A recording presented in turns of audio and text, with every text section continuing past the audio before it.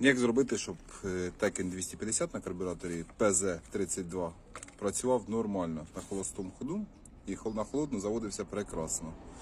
Оцей жикльор холостого ходу, оцей, ви знімаєте, він з двох половин складається, знімаєте цей жикльор і ставите звичайний з карбюраторів ПВК і багато яких PZ. Тільки отакого плану. От, щоб дирочки тут були, як бачите, їх тут немає. І тоді холостий прекрасний, немає отстрілів ніяких попкорна. І заводиться на холодну дуже добре.